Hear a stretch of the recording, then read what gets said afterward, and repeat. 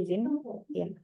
Beliau dari Dr. Hikari Ambara Sakti, SPAK Onkologi, adalah spesialis anak konsultan hematologi onkologi di RSCM FKUI saat ini. Beliau juga beliau lulusan dari FKUI. Beliau saat ini menjadi staf pengajar Departemen Ilmu Kesehatan Anak FKUI RSCM. Jadi mungkin tidak akan berlama-lama lagi, kita akan langsung ke materinya. Nanti dari Dr. Hikari mungkin akan membawakan materi sekitar berdurasi mungkin sekitar 30-40 menit, yang kemudian nanti kita akan lanjutkan untuk diskusi dan juga tanya jawab. Kebetulan sudah ada bergabung dari bagian Rumah Sakit Pengampu, ada Dr. Lina, dan juga nanti sebentar lagi akan bergabung juga Dr. Nevita.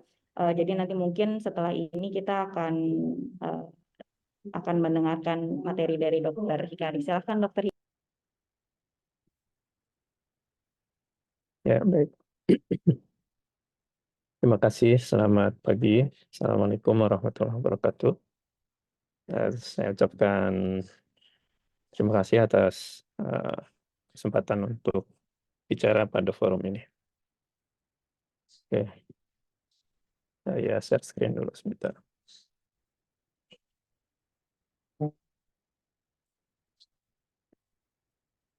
Ya, sudah terlihat ya? Sudah terlihat, Dokter. Baik. Jadi ini adalah acara yang dikaitkan dengan Hari Kanker Sedunia ya, tanggal 4 Februari. Dan sekaligus juga sebenarnya di bulan Februari ini ada International Childhood Cancer Day juga di bulan Februari ini, 14 kalau nggak salah. Jadi intinya sama sih, kenapa ada peringatan seperti ini, tujuannya adalah untuk meningkatkan awareness, kemudian meningkatkan pada akhirnya adalah outcome pasien-pasien yang menderita kanker, khususnya anak ya. Masing-masing ada temanya. Temanya untuk yang World Cancer Day adalah Close the Care Gap ya.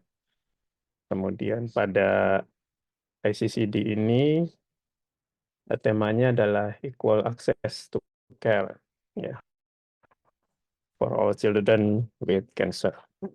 Jadi ada isu yang sama baik pada kanker dewasa maupun pada kanker anak, yaitu bagaimana akses terhadap pelayanan ya, access to care. Kemudian apakah care-nya itu sendiri, pelayanan kankernya sendiri itu masih banyak ketimpangan atau gap di berbagai belahan dunia. Nah, kita Indonesia ini termasuk negara dengan golongan low and middle income countries ya. Baik, nah kita tahu bahwa penyakit kanker itu merupakan salah satu penyebab kematian yang cukup tinggi ya pada manusia, baik pada anak, remaja maupun dewasa. Dan ini sepertinya juga akan makin meningkat, ya. Angka kematian ini tercatat akan makin meningkat seiring dengan tadi akses to care yang makin banyak, yang makin bisa diraih di berbagai belahan dunia. Kalau kita bicara Indonesia, di berbagai wilayah Indonesia, dan makin banyak diagnosis yang bisa ditegakkan sebenarnya. Ya. Nah, dari suatu survei diketahui bahwa sekitar 280.000 anak itu akan terdiagnosis sebagai kasus baru. Anak di sini adalah usia sampai 19 tahun. Dan sekitar 110.000 diantaranya, atau sekitar mungkin sepertiganya itu akan meninggal karena kanker per tahun. Ya. Jadi cukup tinggi, bukan cukup tinggi lagi, sangat tinggi ya. Sekitar lebih dari 30%, hampir mencapai 50% anak yang terdiagnosis kanker itu di seluruh dunia akan meninggal per tahun. Nah, ada beberapa perbedaan antara kanker pada anak dan dewasa ya, dalam hal epidemiologi, karakteristik, genomik, dan tentunya outcome. Semuanya berdasarkan pada patogenesis patofisiologi kanker pada anak yang lebih menekankan atau diperantarai oleh masalah genetik yang kompleks ya. Nah, pada dasarnya salah satu perbedaan penting pada anak dan dewasa selain tadi masalah genetik adalah bahwa pada kanker anak ini tidak bisa dilakukan pencegahan seperti hanya pada dewasa ya. Kemudian tidak bisa dilakukan screening juga sampai saat ini. Jadi tidak ada program screening, tidak ada upaya-upaya pencegahan seperti yang kita tahu ada pada orang dewasa ya. Ini nanti merupakan salah satu poin yang harus diperhatikan dalam tata laksana atau manajemen pelayanan kanker sebenarnya secara keseluruhan. Nah, masalahnya di Indonesia kita tidak memiliki registri kanker yang baik ya untuk anak apalagi, sehingga kekurangan data tersebut itu memengaruhi dalam hal pembuatan perencanaan atau program kesehatan pelayanan kanker ya.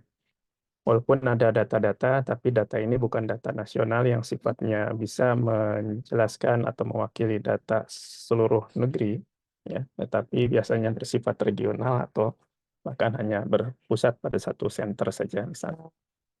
Nah, selain masalah data yang kurang, coverage juga kurang ya, coverage pelayanan yang kurang sekali, dan selain itu kualitas pelayanan kanker juga masih jauh dari apa yang kita harapkan ya, dari standar ya, internasional bahkan. Nah, dari suatu registri yang dimiliki oleh Kemenkes pada tahun 2016 dari 14 provinsi itu, ada sekitar 4.156 kasus pada tahun 2008 sampai 2012, berarti sekitar 5 tahun itu 4.000 kasus di 14 provinsi. Ini hanya berdasarkan satu catatan registri dari rumah sakit yang dikelola oleh Kementerian Kesehatan. Kemudian pada tahun 2020-an ini ada data baru, yaitu sekitar 300-an, hampir 400.000 kasus kanker ya seluruh usia dari anak sampai dewasa per tahunnya, dan 3%-nya adalah kasus anak, atau sekitar 11.000 kasus kanker anak per tahun pada akhir 2020-an ini. Ya. Nah, ada satu upaya yang dilakukan oleh UKK Hematologi Onkologi, ya, unit kerja Hematologi Onkologi, Ikatan Dokter Anak Indonesia, seluruh Indonesia. Ada satu pilot project, yaitu membuat registri di 11 provinsi dari 11 rumah sakit yang melayani kanker anak. Pada tahun 2021 sampai 2022 saja, itu sudah terdeteksi adanya 3.834 kasus baru. Ya. Ini hanya 11 provinsi. Indonesia punya sekitar 38 provinsi, yang tentunya kalau kita bisa mendapatkan datanya pasti jauh lebih banyak dari satu penelitian review yang dilakukan oleh baru-baru ini ya. Diketahui bahwa sebenarnya kalau mau dilihat incidence rate-nya sekitar 4,32 per 100.000 anak, khusus untuk ALL. ALL itu adalah acute lymphoblastic leukemia. Jadi bayangkan betapa besar sebenarnya beban yang dimiliki oleh negeri ini terkait dengan kanker anak. Ya. Dan ini karena beban yang cukup besar ini, bayangkan 11.000 kasus atau 11.000 anak per tahun akan menderita kanker itu. Kalau tidak ditangani dengan baik, maka kita akan kehilangan sekitar 11.000 ribuan anak ya meninggal karena kanker. Nah, dari data yang kita miliki di RSM dalam 11 tahun terakhir ini, di RSM sebagai pusat rujukan nasional yang mungkin dalam beberapa tahun terakhir ini sudah mulai berkurang rujukan kanker anak ya ke RSM, karena sudah banyak rumah sakit jejaring yang bisa melayani kanker di DKI atau Jabodetabek. Maka kita dapatkan bahwa beberapa jenis penyakit yang paling sering kita temukan di RSM, yaitu leukemia, baik itu ALL, leukemia limfoblastik, AML, kemudian retinoblastom, tumor tulang, neuroblastom. Yang kita belum punya data di sini, yang harusnya kita miliki adalah sebenarnya tumor otak, brain tumor ya. Di luar negeri, di literatur umumnya brain tumor adalah solid tumor terbanyak, ya. Solid tumor terbanyak pada anak. Ya. Sayangnya kita belum memiliki data ini karena biasanya di RSM ya,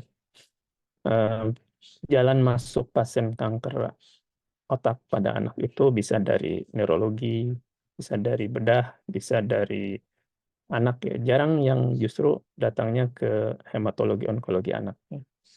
Jadi data ini masih perlu diperbaiki, tapi paling tidak kita bisa memiliki gambarannya. Sejauh ini kita punya kasus mana saja yang banyak yang harus menjadi prioritas untuk kita.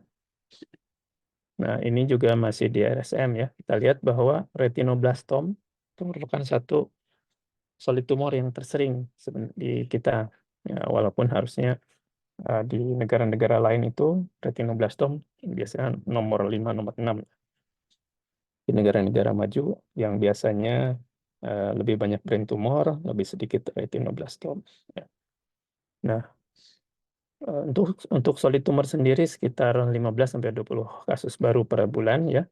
Kemudian yang penting diketahui bahwa hampir semuanya ya, hampir semuanya datang dalam stadium lanjut yang akan memengaruhi luaran atau outcome, prognosisnya menjadi lebih buruk. Kenapa datang dalam kondisi lanjut ini ada beberapa faktor dan nanti kita lihat ya.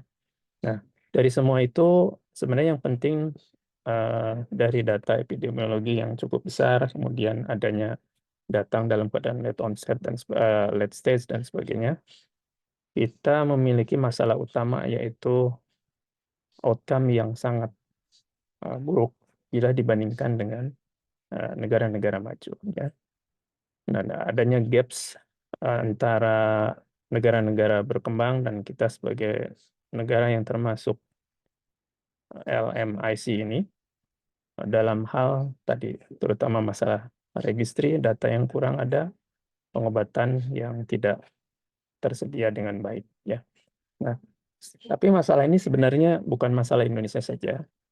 Di tingkatan global, maka kanker anak menunjukkan suatu gap yang besar antara negara-negara dengan yang sudah maju ya dengan negara-negara seperti Indonesia. Ya. Outcome yang tinggi, luaran yang baik sekali di negara maju itu bisa mencapai 96%, sementara di negara yang miskin atau middle income country itu hanya sekitar 29%. Nah, jadi dengan kata lain kita juga punya data, dia anggap ini dari WHO ya sebenarnya. 80% anak yang menderita kanker itu akan survive di negara maju. Ya. Sementara hanya 20% di negara berkembang atau di LMIC seperti Indonesia. Jadi bayangkan betapa besar kejomplangan, ketimpangan atau gap outcome yang ada pada kanker anak. Apa yang bisa kita lakukan sebenarnya ya. Nah, nanti kita harus bisa membuat mungkin semacam kalau root analisis pasti sudah banyak ya, tapi pasti ada beberapa masalah yang penting yang harus diselesaikan bukan hanya oleh dokter atau rumah sakit, tapi juga oleh pihak lain. Nah, outcome ini sebenarnya kita tidak memiliki data yang akurat juga di Indonesia atau di negara-negara yang kurang berkembang ya, di LIC, low income country, LMIC, upper middle income country dan sebagainya. Ya, ini hampir sebagian besar negara-negara LMIC itu tidak memiliki cancer registry. Registry kanker tidak cukup kuat ya, termasuk di Indonesia. Sehingga itu menyulitkan kita dalam membuat program pelayanan dan menjadikan kanker anak sebagai satu yang harus diprioritaskan sebenarnya. Ya. Nah, kita lihat bahwa di negara high income country ini, yang biru ini adalah cure ya. Cure-nya tinggi sekali. Di LMIC cure-nya hanya 20% ya. Sementara yang lebih banyak adalah yang merah atau orange ini. No diagnosis, tidak terdiagnosis dengan baik atau misdiagnosis ya. Bahkan no treatment yang hijau, yang ini, atau abandonment. Yang diobati mungkin hanya sekitar berapa ini? 10-15% mungkin. Kemudian yang relapse lebih relapse juga merupakan masalah ya. Relapse itu berarti ada satu kegagalan dalam terapi. Ya. Tapi kita lihat bahwa sebenarnya rendahnya survival atau outcome pasien kanker anak di Indonesia, di LMIC ya, termasuk Indonesia, adalah semata-mata lebih karena memang tidak dilayani dengan baik dari mulai tingkatan awal dari diagnosis ya sampai dia bisa mendapatkan terapi. Jadi wajar saja outcome-nya sangat buruk. Nah, ini di Indonesia kita tidak punya data nasional, bahkan untuk satu jenis penyakit pun kita masih kesulitan karena tadi selain karena masalah registri yang belum ada, juga karena memang pelayanan kanker di Indonesia itu belum merata di seluruh Indonesia. Ini ada data di Yogyakarta, ALL itu punya overall survivor 60% dengan event-free survivalnya sekitar 50%. Di luar negeri, ALL itu bisa mencapai 90-95% ya, tergantung dengan kriteria risikonya. Jadi jomplang. Di Jakarta, data yang ada di RSM, ALL sekitar 70%. Ya. Sementara AML itu sangat buruk sekali, karena memang kita tidak memiliki layanan transplantasi sumsum tulang. Ya. AML itu sangat bergantung sebenarnya pada transplantasi sumsum tulang. Sehingga overall survival-nya walaupun 46%, tapi event-free survival-nya hanya 6%. Ini di RSM Jakarta. Jadi AML itu sangat sangat tinggi angka kematiannya. Ya. Dan di mortalitas ALL juga sepertinya 3,58%. Ini cukup tinggi ya, cukup tinggi untuk suatu ALL. Untuk bone tumors, osteosarkom di RSM, 2-year overall survival-nya adalah 65%. Ini juga rendah, dan karena sebagian besar pasien-pasien osteosarkom yang datang ke RSM adalah pasien-pasien dalam stadium yang lanjut atau tidak mau melakukan pelayanan pengobatan yang semestinya ya.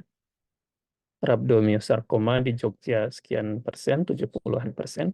Di Bandung, cure rate-nya secara keseluruhan, cancer cure rate secara keseluruhan ya, untuk semua jenis kanker di RSHS Bandung, itu hanya 9,5% dengan treatment abandonment yang sangat tinggi, ya 40%.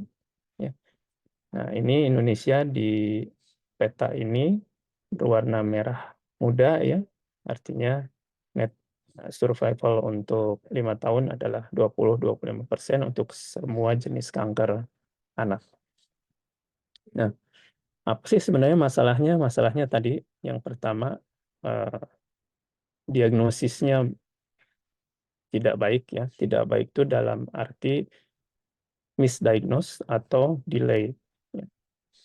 Yang kenapa bisa delay nanti akan ada saya jelaskan ya. Kemudian semua ini, lack of diagnosis ini, selain juga karena memang pengenalan dini kanker pada anak sangat kurang, ya, rujukan yang sulit dilakukan, fasilitas rumah sakit juga sangat terbatas, ya, baik dokter konsultannya maupun rumah sakitnya dalam hal melakukan pemeriksaan diagnostik.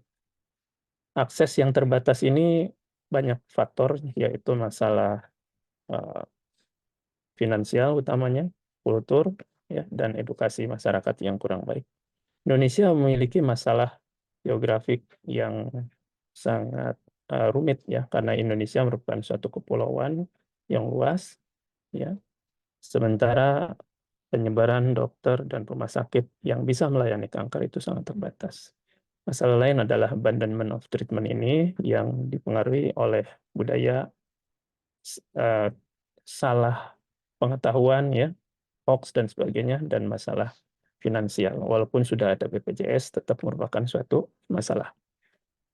Kalau dulu sebelum ada BPJS, akses ke pelayanan kesehatan, ya termasuk untuk kanker itu sangat terbatas ya. Walaupun dulu mungkin ada jaminan kesehatan eh, provinsi atau Pemda, ya, tapi tetap itu tidak bisa mengcover semua kebutuhan untuk semua pasien, apalagi pasien kanker. Ya.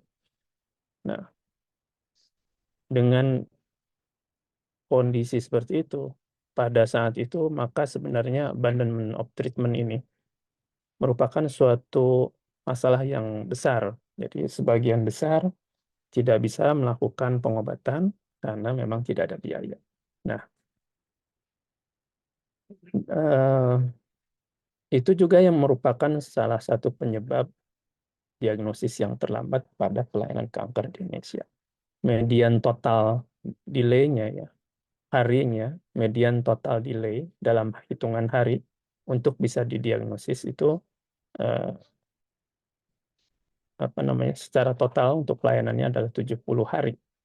Dari 5 sampai 4.000 hari, ya, 4.000 hari ini gimana hitungnya ya. Nah, tapi diagnosis delay yang penting adalah hampir 2 bulan. Ya, hampir 2 bulan. Jadi bayangkan untuk kanker 2 bulan itu bukan waktu yang pendek ya. Pasiennya kalau dia datang terlambat 2 bulan didiagnosis, udah pasti dia sudah dalam stadium yang lebih lanjut ya. Nah, masalahnya diagnosis delay ini bukan masalah eh, pasiennya saja, tapi juga terkait dengan tenaga kesehatan dan rumah sakit. Kemudian setelah didiagnosis, kita masih menghadapi treatment delay. Treatment delay ini rentangnya antara 1 hari sampai 3 bulan. Ya, ini masalah besar di kita, diagnosis delay dan treatment delay. Enggak, eh, itu sebabnya outcome kita sangat jelek.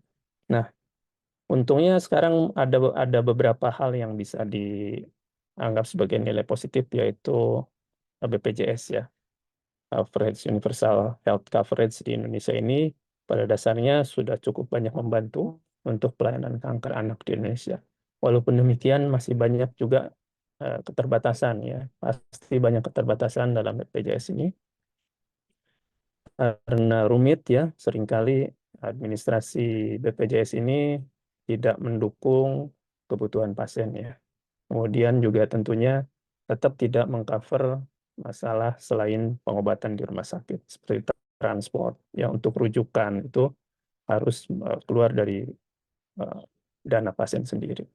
Nah, kemudian masalah administrasi ini seringkali mengganggu ya, misalnya tidak bisa dilakukan pemeriksaan CT scan atau MRI atau pemeriksaan darah tertentu di rumah sakit yang tipe tertentu ya. Padahal bisa dilakukan ya, tidak di-cover di rumah sakit itu. Jadi pasien harus dirujuk ya, ke tipe yang lebih tinggi ya. Hal seperti ini juga menyulitkan ya, padahal sebenarnya harusnya bisa dilakukan ya. Dan keterbatasan eh, rumah sakit fasilitas juga sangat penting ya, karena pusat rujukan kanker anak terbatas ya, sehingga walaupun sudah dikatakan dibantu dijamin oleh BPJS, tapi kembali, misalnya kalau mau merujuk dari luar Jawa ke Jawa, itu harus ada transport dan sebagainya. Nah, masalahnya adalah karena banyaknya rujukan itu, maka di rumah sakit rujukan, termasuk di RSCM, akan ada antrian panjang untuk pemeriksaan diagnostik dan pengobatan. Ya, ini ada satu survei kecil-kecilan ya, yang saya lakukan untuk semua rumah sakit yang melayani kanker anak. Jadi waktu untuk mendapatkan pelaksanaan pemeriksaan diagnostik itu sebagian besar membutuhkan waktu tunggu 1 sampai 4 minggu, bahkan ada yang sampai 2 bulan. Ya. Kemudian waktu untuk mendapatkan diagnostik prosedur, misalkan biopsi, operasi, ya, itu juga sama. Nah, waktunya sekitar 1 sampai 3 minggu sebagian besar. Waktu untuk mendapatkan kemoterapi, ya, karena pelayanan kemoterapi yang utama, itu tetap harus menunggu 1 minggu paling lama sampai 3 minggu. Jadi mulai dari diagnostik treatment, mulai dari ngantri untuk melakukan pemeriksaan diagnostik, ngantri untuk tindakan diagnostik, dan antri untuk pengobatan itu membutuhkan waktu. Kalau dihitung misalnya ini 4 minggu, 4 minggu, 3 minggu, udah berapa bulan dia harus menunggu. Ya. Nah, Indonesia yang merupakan negara kepulauan ini memiliki masalah utama selain eh, yang tadi, ya, kita punya beberapa banyak kepulauan, ada 38 provinsi, tapi kita memiliki dokter konsultan hematologi onkologi yang sangat terbatas, yaitu hanya 64 konsultan di seluruh Indonesia, dan sebagian besar ada di Pulau Jawa. Kita lihat di Kalimantan hanya ada di 2 provinsi, di Sulawesi hanya ada 2 provinsi, di Papua, Maluku tidak ada, ya, di NTT tidak ada, di NTB ada baru lulus, ya. Jadi sangat sangat sangat terbatas, ya. Rumah sakit yang melayani juga hanya 58 rumah sakit di 19 provinsi, ya. Bayangkan kalau pasiennya dari daerah yang tidak ada rumah sakitnya, tidak ada ahlinya, maka untuk bisa mendapat pelayanan kanker anak, dia harus terbang atau berlayar ke tempat lain yang lebih dekat. Dari Papua sering ada yang datang ke DKI atau ke Surabaya atau ke Makassar. Dari Maluku mungkin ke Sulawesi Utara. Ya. Tapi ini semua menyulitkan dan butuh biaya besar sebenarnya untuk bisa melakukan pelayanan. Butuh pengorbanan. Kalau punya anak harus meninggalkan anak yang lain di tempat tinggalnya dan sebagainya. Mungkin itu sebabnya kita harus punya suatu program untuk mengatasi ini semua dalam waktu disebut singkat sih tidak, ya, tapi jangka panjangnya tentunya kita ingin bisa memenuhi kebutuhan ini semua. Dalam waktu dekat mungkin program pengampuan seperti yang akan kita lakukan merupakan satu upaya untuk mengatasi sedikit masalah keterbatasan ini, ya. Mulai dari meningkatkan keahlian dari tenaga medis, ya, baik dokter, perawat, dan sebagainya, juga kemampuan pelayanan di rumah sakit yang diampu. Nah, masalah lain adalah abandonment of treatment. Ini data yang kita miliki di RSCM, ya. Dari tahun ke tahun, kita lihat yang hijau ini adalah jumlah kasus, yang kuning ini adalah yang lost to follow up, yang merah yang meninggal, ya. Kita lihat bahwa dari tahun ke tahun, selain masalah kematian yang cukup tinggi, masalah abandonment of treatment atau lost to follow up ini selalu tinggi, ya. Rata-rata 50% ke atas yang tidak melanjutkan pelayanan pengobatan atau berhenti pengobatan, ya, dengan berbagai alasan. Nah, yang kita tahu dari sebagian besar yang kita dapatkan dari pasien kita, utamanya adalah masalah finansial. Jadi walaupun misalnya kalau sekarang ada jaminan BPJS, tadi masalah transport, masalah tempat tinggal itu menjadi kendala untuk melanjutkan pelayanan. Kemudian edukasi masyarakat yang kurang, ya, edukasi yang kurang pada masyarakat ini menyebabkan banyak informasi yang salah yang diterima oleh pasien, dan itu merupakan satu hambatan untuk melanjutkan pengobatan.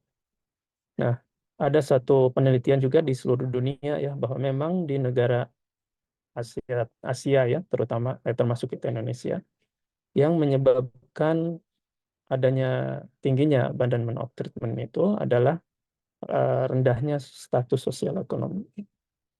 Makin rendah statusnya, maka makin sulit untuk melanjutkan pengobatan atau memulai pengobatan kanker pada anak. Kemudian rendahnya edukasi dan preference ini untuk CAM ini adalah complementary medicine atau pengobatan alternatif.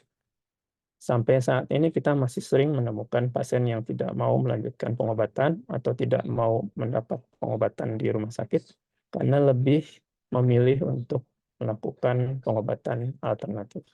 Dan ini bukan hanya di Indonesia ya, tapi di negara-negara Asia utamanya selalu ada masalah seperti ini. Sehingga edukasi masyarakat itu selain juga untuk masalah nanti deteksi dini, diagnosis kanker, juga untuk mengatasi hal-hal seperti ini. Ini perlu dilakukan oleh berbagai kalangan sebenarnya, terutama organisasi profesi. Jadi organisasi profesi, misalnya IDAI, ya. IDAI itu harus punya program yang kontinu untuk edukasi masyarakat dalam hal pengenalan kanker pada anak. Organisasi keagamaan diperlukan untuk mengatasi masalah kepercayaan yang salah terhadap kanker dan pengobatannya. Kita butuh bantuan LSM untuk membantu edukasi dan juga tokoh agama ya. Nah, untuk mengatasi masalah yang jomplang di negara-negara maju dan negara-negara kurang berkembang, kita harus mengikuti apa yang disebut oleh WHO sebagai Global Initiative for Childhood Cancer, merupakan upaya untuk meningkatkan akses, meningkatkan kualitas pelayanan, dan pada akhirnya menyelamatkan nyawa anak ya. Sampai tahun 2030, targetnya adalah paling tidak 60% survival rate untuk anak secara global bisa dicapai. Ya. Sehingga bisa menyelamatkan jutaan nyawa anak yang bisa meninggal akibat kanker. Nah, apa yang harus dilakukan? Objektifnya adalah meningkatkan kapasitas pelayanan yang berkualitas ya. Dalam hal ini di Indonesia misalnya rumah sakit, puskesmas ya. Meningkatkan prioritas. Jadi kanker anak itu harus menjadi prioritas pelayanan. Ya, saya yakin sampai saat ini belum jadi prioritas pelayanan oleh Kemenkes.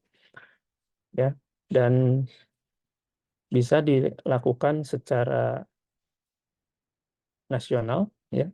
Kita secara nasional sebenarnya harus bisa memiliki satu kebijakan yang pasti dalam hal mengikuti Global Initiative for Childhood Cancer ini. Saya belum tahu ya, dari Kemenkes itu apakah memang betul-betul berniat untuk meningkatkan kualitas pelayanan kanker anak atau tidak ya. Yang berikutnya adalah bahwa ada beberapa hal yang tadi ya. Yang pertama, untuk meningkatkan kualitas itu kita harus punya networking dengan pusat-pusat yang lebih maju. Kalau dalam pengampuan, maka kita ingin bahwa rumah sakit yang diampu itu mendapatkan sharing informasi, pengalaman dan keilmuan dari pengampu ya. Kemudian bantuan BPJS. BPJS mungkin harusnya bisa lebih baik lagi dalam hal menjamin pasien-pasien kanker ya. Kemudian masalah regimen for management ini dalam hal bagaimana kita sebagai rumah sakit ataupun organisasi profesi membuat suatu panduan-panduan untuk pelayanan kanker yang paripurna yang bisa dikembangkan dan dikerjakan di seluruh Indonesia. Dan yang penting adalah evaluasi. Nah, semua ini merupakan yang harus kita lakukan dalam upaya meningkatkan survival rates kanker anak sebenarnya. Jadi kita lihat harus ada advokasi, pengampuan termasuk di sini, finansial ini mungkin kita tidak bisa berharap banyak pada BPJS, jadi kita perlu juga mendapatkan donasi dari pihak ketiga, kemudian yang penting lagi adalah kebijakan, ya, kebijakan pemerintah. Nah, kanker itu banyak sekali pada anak, tapi kita bisa mengikuti yang terbanyak yang harus menjadi target kita adalah ALL, lymphoma Burkitt, lymphoma Hodgkin, retinoblastoma, Wilms tumor, dan low grade glioma.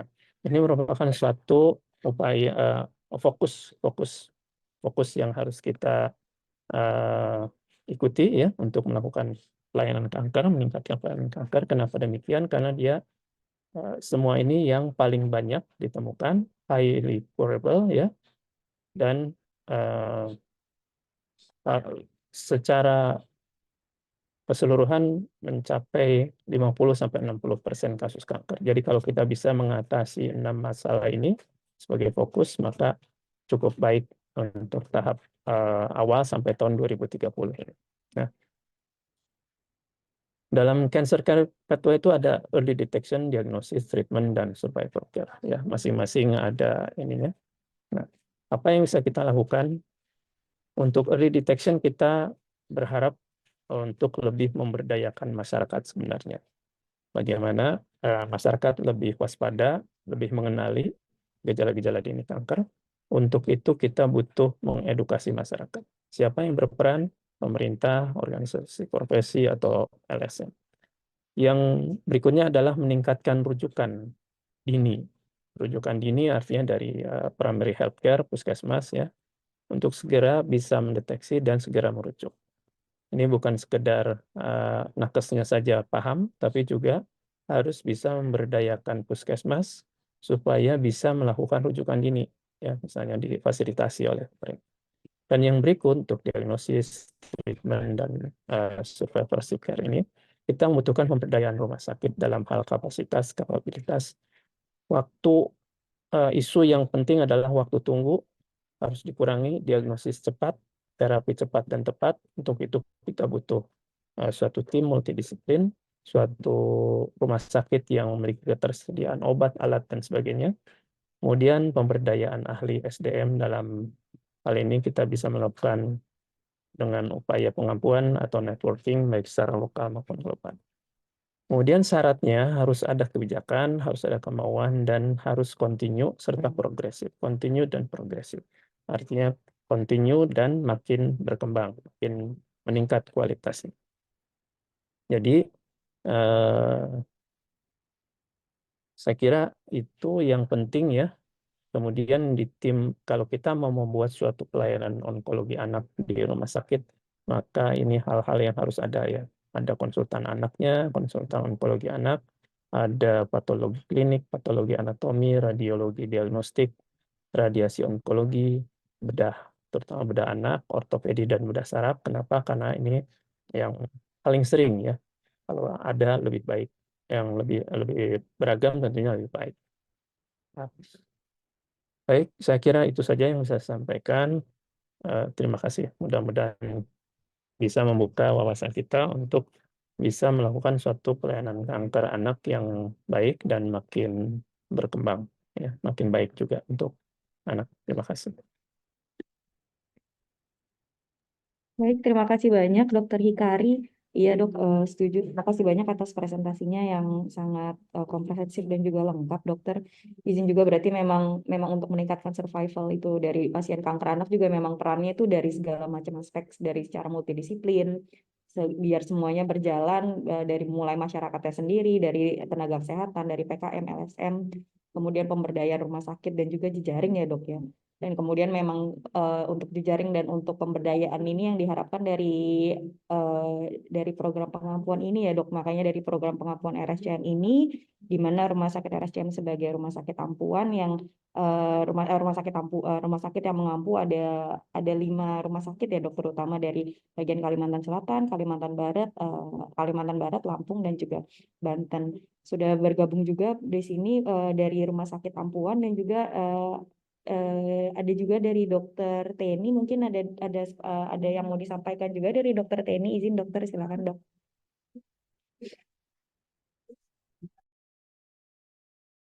Ya, terima kasih. Apa suara saya terdengar, Dokter Lucy?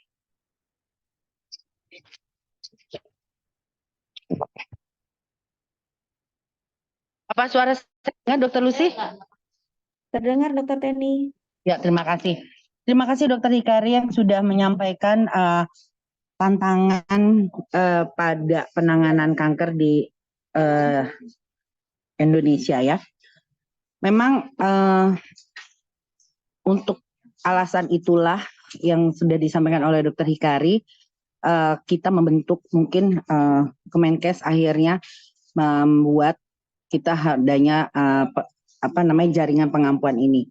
Diharapkan minimal gitu ya, diagnosis ataupun deteksi dini itu bisa dilakukan di rumah sakit Bapak Ibu sekalian, dan kalau memang memerlukan treatment selanjutnya mungkin bisa dikirim ke beberapa rumah sakit yang memang mempunyai konsultan hemato-onkonya, karena disitulah obat-obatan memang obat-obat kemonya yang memang sudah tersedia. Tetapi seperti yang sudah disampaikan oleh Dr. Hikari, beberapa memang terkadang obat-obatan yang kita perlukan juga memang sangat terbatas gitu. Tetapi kita tetap berusaha untuk memberikan pelayanan kepada anak-anak ini. Tema kanker anak pada tahun ini adalah bagaimana kita menutup gap yang tadi, bahwa semua kanker baik yang terjadi pada kanker anak, mereka mempunyai akses yang sama seperti orang dewasa yang menderita kanker. Jadi mereka mempunyai hak yang sama untuk bisa mendapatkan akses kesehatan ke fasilitas kesehatan, baik untuk deteksi dini maupun hingga kepada terapinya. Gitu. Itu pesan dari tema kanker anak sedunia. Jadi mohon bantuan Bapak Ibu sekalian untuk bisa mewujudkan keinginan para anak-anak ini sehingga Indonesia bisa meningkatkan survival kankernya, survival anak-anak dengan kanker ini hingga mencapai 60%. Terima kasih Dr. Lucy, itu bantuan tambahan dari saya. Terima kasih. Terima kasih Dr. Teni. Terima kasih Dr. Kari. Iya memang 60% mungkin saat ini angkanya lumayan cukup tinggi ya sebenarnya Dok ya. Mengingat sebenarnya kita juga tantangan salah satu tantangan dari kita adalah karena Indonesia tuh termasuk yang negara maritim di mana kita punya banyak pulau. Jadinya memang cukup sulit dan mungkin makanya program pengampuan ini adalah salah satu batu pijakan buat memulai ini semua. Iya mungkin dari peserta, apakah sudah ada yang ingin bertanya? Boleh juga dari raise hand atau bisa juga mengirimkan pertanyaannya melalui Q&A, atau bisa raise hand kalau misalnya berkenan untuk berbicara langsung bersama dengan pembicara kita. Mungkin saya sapa dulu dari ada Dr. Widnyana dari Selamat Pagi Dokter. Pagi, saya dari pagi saya lalu Oh Rumah iya. Sakit Murah. Oh iya, silakan dokter. Apakah ada pertanyaan, dokter? Enggak, memang maaf, selamat pagi Dokter Ikari, Dokter Teni, teman-teman yang lainnya.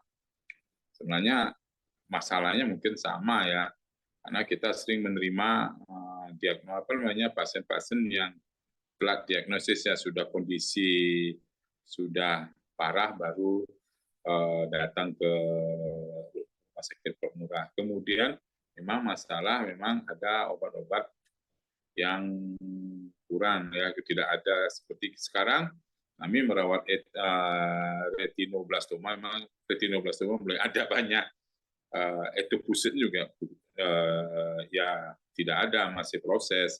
Jadi itu mungkin menyebabkan survival rate-nya pasien menjadi rendah. Mungkin itu kalau saya pertanyaan, enggak, saya menyimak aja, saya mendengar, ternyata memang untuk merawat kalau memang harus kerja tim. Memang di sini sudah ada timnya, tapi permasalahan memang benar itu yang dikatakan Dr. Ikari, jarak, kemudian fasilitas kita kadang-kadang obat yang ada, tapi setelah habis kan kita banyak kadang-kadang kita pakai banyak. Kita belum memakainya kan dengan dewasa juga. Ya itu tidak ada pertanyaan, mungkin sama kejadian. Jadi kita ingin saya dapat sharing ilmu dari teman-teman di sini. Terima kasih dan selamat pagi. Iya, terima kasih banyak dokter. Mungkin dari Dokter Hikari atau Dokter Teni mungkin ada tanggapan terlebih dahulu, dokter. Ya, jadi memang ada dua hal penting ya. Yang pertama bahwa kebijakan pemerintah itu sangat vital ya untuk bagaimana kita bisa melakukan pelayanan kanker anak yang baik. Jadi mau bagaimanapun caranya, sebenarnya mau pengampuan apapun sebenarnya nggak akan bisa berhasil sebenarnya. Kalau pemerintah itu tidak punya niat baik yang kuat untuk memprioritaskan kanker anak sebagai program prioritas. Karena pasti nanti akan berbenturan dengan kepentingan lain, dalam hal ini program pemerintah yang prioritasnya lebih tinggi. Misalnya kalau anggarannya kurang di rumah sakit itu pasti untuk kanker akan yang belakangan. Itu yang menjadi kendala dalam hal misalnya tadi disampaikan oleh Dr. Ledo, keterbatasan obat gitu. Bagaimana bisa terjadi ada keterbatasan obat sebenarnya? Itu tidak masuk akal sebenarnya. Di rumah sakit, ambil contoh di RSCM ya. Kadang-kadang obat sederhana yang kita gunakan untuk pengobatan kanker pun tidak ada. Kenapa bisa terjadi seperti itu sebenarnya? Itu merupakan satu kondisi yang vital ya, yang bukan bagian dari kita nih sebagai nakes ya. Sebagai nakes kita punya peran besar juga, tapi kalau berurusan dengan itu kita nggak bisa berbuat apa-apa. Maka mungkin advokasi oleh ahli ya, oleh organisasi profesi ke pemerintah untuk bisa menjadikan kanker anak sebagai prioritas itu sangat penting. Yang kedua adalah meningkatkan deteksi dini. Nah, untuk meningkatkan deteksi dini ini banyak yang bisa dilakukan yang belum kita kerjakan, tapi sebenarnya mungkin bisa dilakukan banyak sekali. Kita mungkin tidak mampu melakukan semua itu, kita harus mengajak pihak ketiga, organisasi profesi, LSM, misalnya untuk deteksi retinoblastom yang gampang ya, itu sangat mudah sebenarnya kalau kita bisa melakukannya secara nasional. Ya, ada program namanya saya lupa tuh untuk apa namanya mendeteksi dini retinoblastom. Karena tadi retinoblastom banyak di Indonesia. Kalau itu bisa kita lakukan satu persatu ya, deteksi dini dengan mengedukasi masyarakat, itu akan sangat penting juga, sangat bermanfaat dalam meningkatkan kualitas pelayanan kanker anak. Itu Dokter Lucy. Baik, terima kasih Dokter Hikari. Iya, kalau nggak salah namanya pupil mata putih ya program deteksi dininya kalau nggak salah dari Kemenkes nanti mungkin, tapi kalau ada yang Iya. ini bisa. Dari Dokter Teni mungkin apakah ada tanggapan juga Dokter? Mungkin kalau misalnya tidak ada tanggapan lagi. Iya, izin dokter. Berarti memang kalau untuk di Indonesia sendiri sebenarnya memang kan dari kanker yang pada saat ini lagi diusungkan untuk diprioritaskan, selain dari paru, dari payudara dan juga ada juga kanker serviks. Itu juga selain itu juga kita concern juga terhadap kanker anak juga, di mana kanker anak kita ALL-nya lumayan masih tinggi ya dok ya kalau misalnya dibandingkan dengan negara lain. Dan mungkin tadi yang sudah sempat disebut juga dari Dokter Hikari, tadi kita akan apa namanya dari retinoblastomnya juga masih lumayan tinggi juga. Jadi memang karena deteksi dininya mungkin sekarang mulai sedang berjalan, jadi angkanya lumayan jadi terlihat meningkat gitu ya dok ya. Cuman kalau misalnya dari Dokter Hikari mungkin kalau misalnya untuk prioritas kanker-kanker yang kira-kira visible untuk dilakukan di program pengampuan ini, terutama kalau misalnya program pengampuan beberapa mungkin dari yang rumah sakit yang jejaring yang jauh, kira-kira dari Dokter Hikari apakah ada ada program khusus yang butuh dikhususkan untuk yang sangat di tempat-tempat desa yang kira-kira sangat terbatas layanannya atau akses diagnostik maupun terapinya dokter, izin dok. Ya, kalau dari saya sebenarnya kita lihat aja data epidemiologi kita bahwa angka leukemia, terutama ALL itu sangat tinggi. Ya, memang selalu demikian di data-data internasional juga. Jadi mungkin dan itu dan pengobatannya bisa dilakukan misalnya hanya dengan kemoterapi saja.